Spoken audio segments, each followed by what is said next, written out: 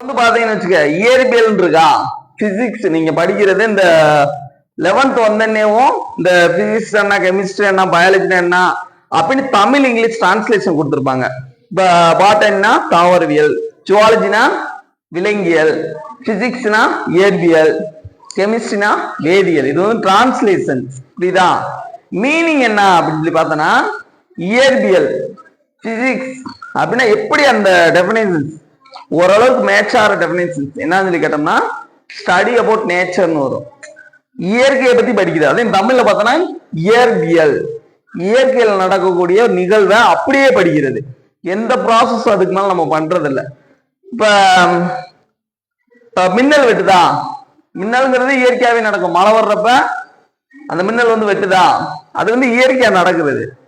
இயற்கையா நடக்கிறதுல எந்த மாதிரி ப்ராசஸ் நடக்கிறதுனால இது வந்து நடக்குது அப்படிங்கிறத படிப்பீங்க. இந்த அயான்ஸோட டிரான்ஸ்ஃபர்மேஷன், அந்த பாசிட்டிவ் நெகட்டிவ் அயான்ஸ் வந்து அங்கிட்டு மாறுறதுனால இந்த மின்னல் வந்து வரும். இது வந்து இந்த மாதிரி இயற்கையில் நடக்கக்கூடிய எல்லா ப்ராசஸையும் படிக்கிறதே இயற்பியல். எந்த ப்ராசஸும் அதுக்கு மேல நம்ம பண்றது இல்லை. இப்போ வாட்டர் வந்து ஃப்ளோ ஆகி வந்துகிட்டு இருக்குன்னு வச்சுக்க, ஒரு ஹைட்டான பிளேஸ்ல இருந்து லோவான பிளேஸ் நோக்கி அது ஃப்ளோ ஆகி வர்றதுங்கிறது நேச்சரா நடக்க இயற்கையா நடக்கக்கூடிய ஒரு நிகழ்வு. இது வந்து இயற்கை. ஆனா அந்த வாட்டர் எடுத்து நீயா ஒரு ப்ராசஸ் பண்ற, நீயா வேப்பர் பண்ணலாம்ல, நீயா வேப்பரைசேஷன் பண்ணலாம்ல, நீயா ஆவி ஆக்கலாம்ல, இதெல்லாம் செயற்கையா பண்றது. இங்கதான் கெமிஸ்ட்ரியோட இன்ட்ராக்ஷன்ஸ் வந்து வரும். புரியுதா? இந்த பிசிக்ஸ்ல சில வேர்ட்ஸ் எல்லாம் நீ வந்து அடிப்படையில தெரிஞ்சுக்கணும். புரியுதா? ஹையர் செகண்டரிஸ் வந்ததுனால உனக்கு பிசிக்ஸ்ல ஒரு மேத்தமெட்டிக்ஸோட இன்ட்ராக்ஷன்ஸ் இதெல்லாம் வந்து வர்றப்ப கொஞ்சம் கஷ்டம் மாதிரி தெரியும். ஆனா பிசிக்ஸ் மாதிரி ஒரு ஈஸி எதுவுமே கிடையாது. இந்த கன்ஃபியூஸ் பண்ற வேர்ட்ஸ் வந்து இருக்கும், அதை வந்து நீங்க நல்லா தெரிஞ்சுக்கணும். இப்ப இந்த சில ஒரு 3 டேம் மட்டும் இந்த செக்ஷன்ல வந்து பார்ப்போம். புரியுதா? அது என்னன்னா டிஸ்பிளேஸ்மெண்ட், டிஸ்டன்ஸ். புரியுதா? 2 இது டிஸ்பிளேஸ்மெண்ட், டிஸ்டன்ஸ். அப்புறம் வெலாசிட்டி, ஸ்பீடு. இதுக்கான தொடர்பு, அந்த வேரியேஷன்ஸ் டிஃபரன்ஸ் என்னன்னு சொல்லி பார்த்தோன்னா உனக்கு வந்து புரியும். இப்ப பார்த்தோன்னு வச்சுக்கோ, இடப்பெயர்ச்சி, தொலைவு 2 வருதா?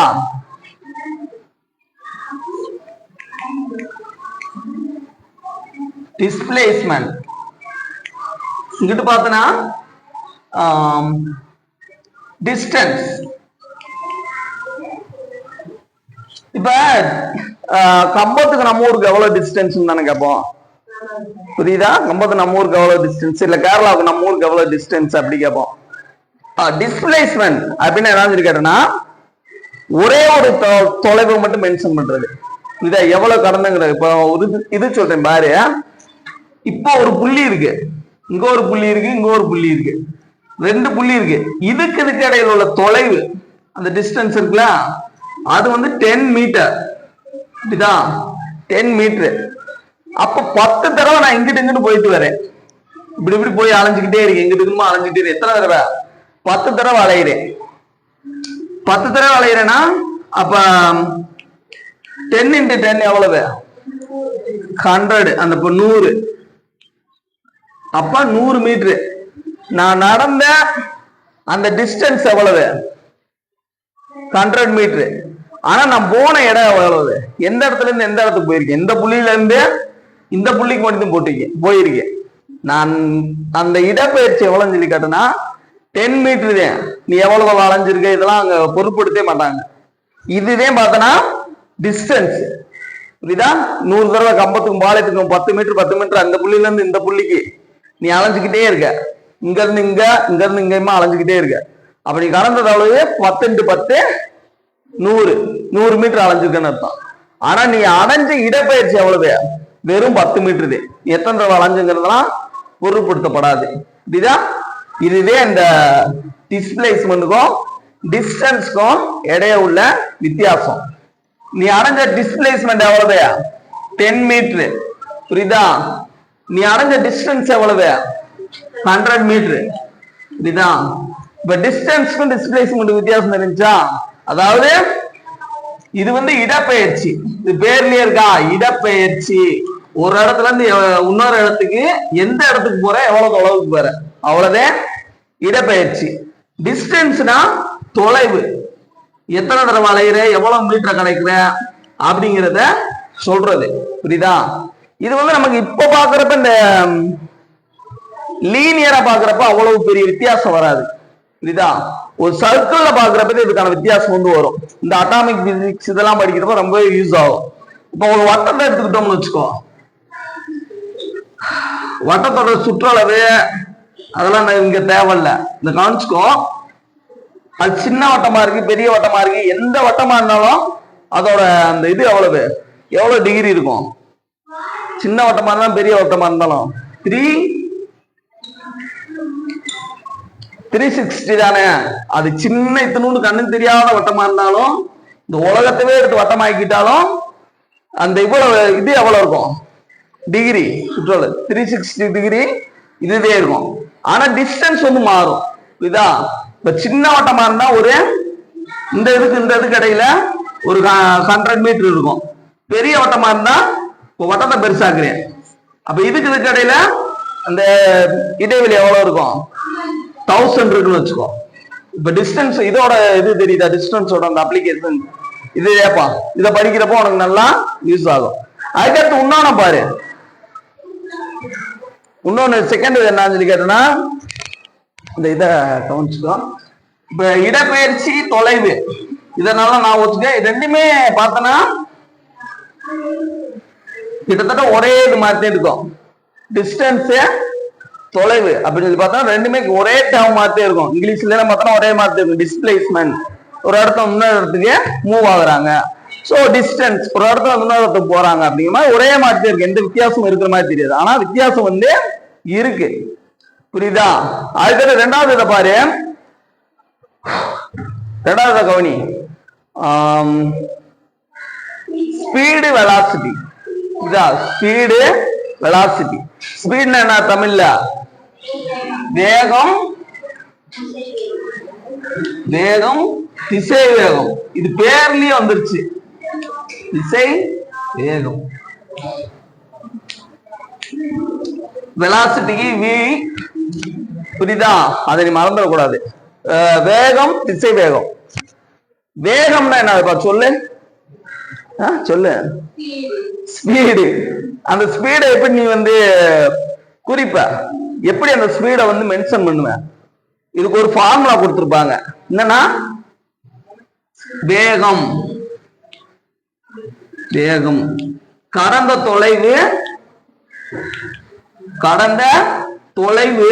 இதுல அந்த தொலைவுன்னு வந்துருச்சா, முன்னாடி சொன்னா எவ்வளவு தொலைவை கடக்குறாங்க அப்படிங்கறதையும் பார்க்கணும் நம்ம. கடந்த தொலைவு பை காலம். புரியுதா?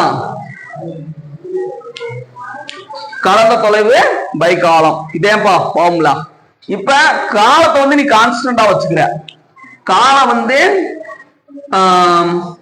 ஒரு 10 செகண்ட். புரியுதா? ரெண்டு ஈவெண்ட்டுக்கு வந்து நான் சொல்றேன், எது ஸ்பீடு, எது அதிகமான ஸ்பீடு நீ தான் சொல்லணும்.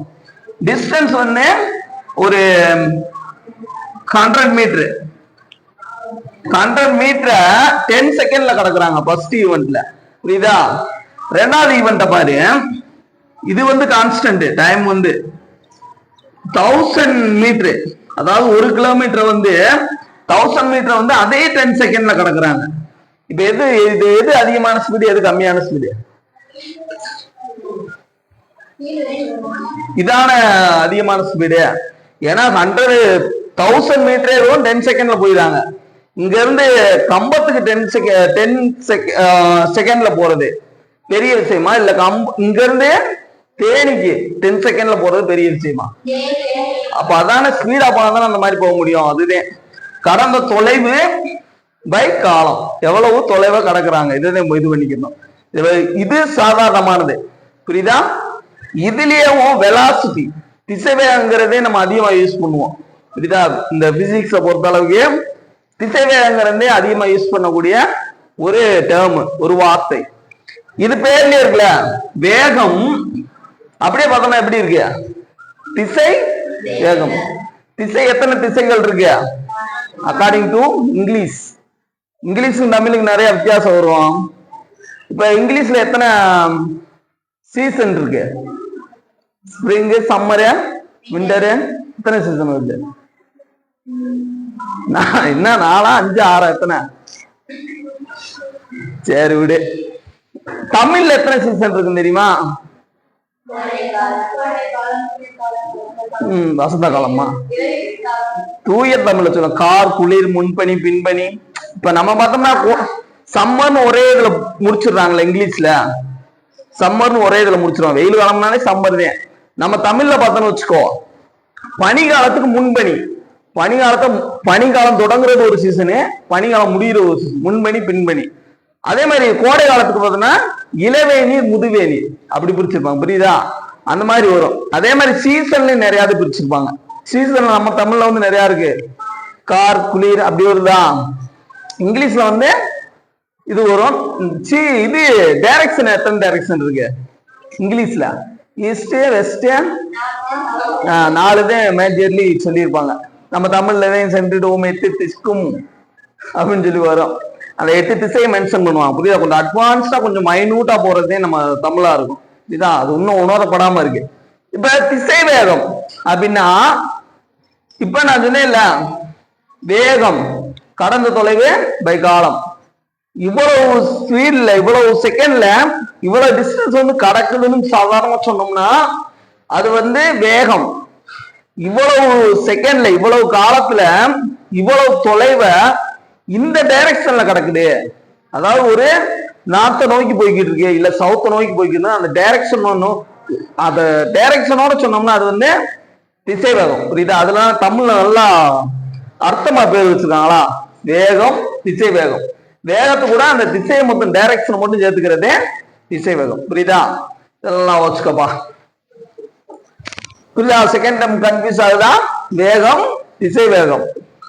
ஏன்னா நீ பிசிக்ஸ் படிக்கிறப்ப இதெல்லாம் வரும். அதுக்கடுத்து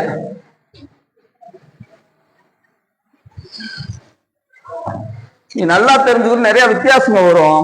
நல்லா நீ வந்து ஒரு விஷயத்தை எப்ப மாத்த முடியும்னா, நல்லா புரிஞ்சுக்கிட்டு இருக்கிறதுல எதை மோஸ்ட்லி அக்செப்ட் பண்ணிருக்காங்க. சயின்ஸுங்கிறது இப்போதைக்கு கரெக்ட். புரியுதா? அதை திடீர்னு நாங்க தப்புன்னு சொல்லுவோம். ஒரு லெவலுக்கு ஏற்ற மாதிரி உனைய சொல்லி கொடுப்போம். இப்போ வந்து ஈக்குவேஷன் பேலன்ஸ் பண்றது ஒரு இடத்துல கரெக்ட்னு சொல்லுவோம், இன்னொரு இடத்துல தப்புன்னு சொல்லுவோம். நியூட்டன் இருக்காருல்ல, புவியீர்ப்பு விசை, கிராவிடேஷனல் ஃபோர்ஸை கண்டுபிடிச்சது யாருப்பா? புவியீர்ப்பு விசையை கண்டறிந்தவர் யார்? சார் ஐசக் நியூட்டன் அப்படின்னு சொல்றோமா? அவர் வந்து ஒரு கிராவிடேஷனல் லா வந்து ப்ரொபோஸ் பண்ணிருப்பாரு. நியூட்டனின் புது ஈர்ப்பு விதின்னு தமிழ்ல படிச்சுப்பேன் 10th பாத்திருக்கேன். அண்டத்தில் உள்ள ஒவ்வொரு பொருளும் மற்றொரு பொருளை நிறைகளின் பெருக்கல் பலனுக்கு நேர் தகவிலும் அதற்கிடையே அமைந்த தொலைவின் இருமடிக்கு எதிர் தகவலும் அமைந்த விசையுடன் ஈர்க்கிறதுன்னு படிச்சிருந்தேன். அது வந்து தப்பா இருக்கும். எந்த இடத்துலன்னா 12th ஒரு கொஸ்டின் வரும், அதுல வந்து தப்பா இருக்கும். கூலும்ஸ் லா படிக்கிறப்ப நியூட்டனோட அந்த லா வந்து தப்புன்னு சொல்லுவோம். புரியுதா? அது வந்து அந்த இடத்துல சொல்லித்தரேன். இப்ப கவனிச்சுக்கோ, ஒரு இடத்துல நம்ம இந்த இதை வந்து படிச்சுக்கணும். அடுத்தது என்னன்னா நிறை எடை. நிறை எடை புரியுதா? நிறை ஒரே மாதிரி இருக்கும். மாசுங்கிறது நிறை, எம்னு நீங்க வந்து டினோட் பண்ணுவீங்க. எம்ங்கிறது வெயிட். புரியுதா? மாசு, வெயிட். இத நீ நல்லா தெரிஞ்சுக்கணும். புரியுதா? இது வரைக்கும் வந்தது கூட ஒரு ஈவெண்ட்ஸ், இதை வச்சு நம்ம எக்ஸ்பிளைன் பண்ணிடலாம். மாசு, வெயிட்டை வந்து நீ நல்லா ரியலைஸ் பண்ணிக்கணும். புரியுதா? இன்னும் சொல்ல போனா மாசுங்கிறது உண்மையானது. மாசுங்கிறது ஒரு பொருள் இருந்தாதே மாசுங்கிறதே இருக்கும். இப்போ ஒரு பொருள் இருக்கு, உண்மையான ஒரு பொருள் இருந்தா தானே சூரிய ஒளியில போறப்ப நிழலுங்கிறது ஒண்ணு உருவாகும். புரியுதா? இப்ப நீ உண்மையிலே இருக்கனாதே ஒரு சூரிய ஒளியில போறப்ப நிழலுங்கிறது உருவாகும். நிஜம் ஒண்ணு இருந்தாதே நிழல் வந்து உருவாகும். அதே மாதிரிக்கு இந்த மாசுங்கிறது இருந்தாதே வெயிட்டுங்கிறதே உருவாகும். வெயிட்டுங்கிறது என்னன்னு சொல்லி கேட்டோம்னா, ஒரு பொருளை என்ன போர்ஸோட ஒரு பொருள் இழுக்குது அப்படிங்கிறதே வெயிட். புரியுதா? இப்ப ஒரு பொருள் இருக்குன்னா அத இன்னொரு பொருள், அதாவது நம்ம பூமி எவ்வளவு அட்ராக்ஷனோட இழுக்குது அப்படிங்கிறதே வெயிட். ஆனா உண்மையில இருக்கிறது என்னது? பொருள். அந்த பொருளத்தை மாசுன்னு சொல்லுவோம். புரியுதா? மாசு இல்லாம வெயிட் வந்து உருவாகாது. புரியுதா? ஒரு பொருள்ல இருக்க அந்த பருப்பொருளோட அளவுதே மாசு. அந்த பருப்பொருள்ல இன்னொரு பொருள் செலுத்தக்கூடிய, அது ஒரு பிளானட்டா இருக்கலாம், இன்னொரு மேக்னட்டா இருக்கலாம், ஏதோ ஒரு பொருள் இழுக்கக்கூடிய அந்த அளவுனே கிராவிடேஷனல் ஃபோர்ஸ். புரியுதா? நிலவுங்கிறதுல நிலா, மூன், அது ஒரு பொருள். நம்ம எர்த்துங்கிறோம்ல பூமி, அது ஒரு பொருள். ரெண்டு என்ன ஃபோர்ஸோட இருக்குது அப்படிங்கிற கிராவிடேஷன் ஃபோர்ஸ். நிலா வந்து கொஞ்சம் பையா இருக்கும் பூமி கூட கம்பேர் பண்றப்ப, அப்ப அது கிராவிடேஷன் ஃபோர்ஸ் கம்மி. புரியுதா? ஈர்ப்பு, அந்த வெயிட் அதத்தை வெயிட். இங்க பூமியில வந்து எப்படி இருக்கும்? நிலாவை காட்டினா அதிகமா இருக்கும். புரியுதா? அந்த வெயிட் 9.8 மீட்டர்/மீட்டர் சொல்லுவோம். அதுவுமே இடத்துக்காட மாறுபடும். புரியுதா? எல்லா இடத்துலயும் அதே வெயிட்டோட அதே இதோட இருக்காது. சென்ட்ரல் ஒரு மாதிரி இருக்கும், பூமியில இருந்து மேல போக போக கிராவிடேஷன் ஃபோர்ஸ் ஒரு மாதிரி இருக்கும், பூமிக்கு ஆழத்துக்கு போக போக கிராவிடேஷன் ஃபோர்ஸ் வந்து மாறும். புரியுதா? இடத்துக்காட மாறுபடுறதே வெயிட், ஆனா மாசுங்கிறது அப்படியே இருக்கும். இது ஒரு டேம், நல்லா தெரிஞ்சுக்கணும். அதுக்கடுத்து இந்த வேலை செய்யறோன்றப்பா, வேலை வந்து ஒரு டேம் என்னன்னா ஃபோர்ஸ் இன்டு டிஸ்பிளேஸ்மெண்ட். நல்லா கவனிங்க, ஃபோர்ஸ் இன்டு டிஸ்பிளேஸ்மெண்ட். வேலை ஒர்க்குன்றோம்ல, இது வந்து பிசிக்ஸ்ல வர்ற வேலை. விசை அதாவது ஃபோர்ஸ் இன்டு டிஸ்பிளேஸ்மெண்ட், இடப்பெயர்ச்சி. நான் இந்த இடப்பெயர்ச்சின்னு போற இடத்துல அதுக்கான டெஃபினேஷன் உங்க மைண்ட்ல வந்துடணும். இடப்பெயர்ச்சி. புரியுதா? இப்ப ஒரு பொருளை வந்து ஒரு ஃபோர்ஸ் வந்து நான் வந்து கொடுக்குறேன். ஒரு ஃபோர்ஸ் கொடுக்குறப்ப, இப்ப இந்த பொருள் இருக்கா, இந்த புக் இருக்கா, இந்த புக்கை வந்து ஒரு ஃபோர்ஸ் கொடுக்குறப்ப இது வந்து ஒரு 100 மீட்டர் நகலுது. அது ரெண்டையும் மல்டிப்ளை பண்ணா நம்ம செஞ்ச ஒர்க்கோட அந்த வேல்யூ கிடைச்சிடும். புரியுதா? According to physics. இப்ப இங்க கவனிங்க, இப்ப இந்த போர்டு இருக்கா, இந்த போர்டுல வந்து நான் ஒரு ஃபோர்ஸ் கொடுக்குறேன், ஒரு விசையை கொடுக்குறேன். அப்ப இது வந்து இடப்பெயர்ச்சி அடையல. புரியுதா? அப்ப நான் செஞ்ச வேலையோட மதிப்பு என்னப்பா? இப்ப நம்ம பிசிக்ஸ் படி வேலையோட டெஃபினிஷன் என்னன்னு சொல்லி கேட்டோம்னா, ஃபோர்ஸ் இன்டு டிஸ்பிளேஸ்மெண்ட். ஒரு பொருள் நம்ம ஒரு ஃபோர்ஸ் கொடுக்குறப்ப நகரணும், நகர்ந்தாச்சு நம்ம வேலை செஞ்சுருக்கதா அர்த்தம். புரியுதா? இல்லைன்னா எந்த வேலையும் செய்யலன்னு அர்த்தம். இதே பிசிக்ஸோட அந்த வேலைக்கான டெஃபினிஷன். புரியுதா? இதே நீ வந்து ஒரு தலையில ஒரு சுமையை சுமந்துகிட்டு இருக்க. புரியுதா? தலையில சுமையை சுமந்துட்டு தொடர்ந்து ஒரே இடத்துல நின்றுகிட்டு இருக்க, ஒரு வெயிட்டை தூக்கிட்டு நீ நகரவே இல்லை. அப்ப நீ செஞ்ச வேலை வந்து வேலையை செய்யலன்னு அர்த்தம். புரியுதா? பிசிக்ஸ் படி. ஆனா பயாலஜி படி என்னன்னா, நீ வந்து என்னாலே வெயிட்டை தூக்கி வச்சு ஒரே இடத்துல நின்றுனாலும் நம்ம உட்கார்றதுக்குன்னு ஒரு எனர்ஜி தேவைப்படும், ஒரு கேலரிஸ் வந்து பர்டிகுலர் கேலரி வந்து தேவைப்படும், நிக்கிறதுக்கு ஒரு கேலரி வந்து தேவைப்படும். அதே மாதிரி வெயிட்டை தூக்கி நிக்கிறதுக்கு ஹை எனர்ஜி வந்து தேவைப்படும்ல. சிக்கல இருந்தா இதெல்லாம் நடக்காது, ஒரு நோயில இருந்தா. அதே மாதிரி நிறைய வித்தியாசங்கள் வந்து வரும். புரியுதா? நீ வந்து பிசிக்ஸ்ல இந்த வேலைன்னா என்னது, வேலைன்னா என்னது, டிஸ்பிளேஸ்மெண்ட் என்னது, மாஸ் வெயிட், ரெண்டு கடை டிஃபரன்ஸ், இப்படிலாம் தெரிஞ்சுக்க. ஒரு ஒரு டேமுக்கு என்ன சிம்பிளை வந்து யூஸ் பண்றோம், ஃபோர்ஸ், டிஸ்பிளேஸ்மெண்ட், அதுக்கெல்லாம் என்ன டெஃபினேஷன்ஸ், எதை மல்டிப்ளை பண்ணா வேலைங்கிறதுக்கான டெஃபினேஷன் கிடைக்கும் அப்படின்னு தெரிஞ்சுக்கோ.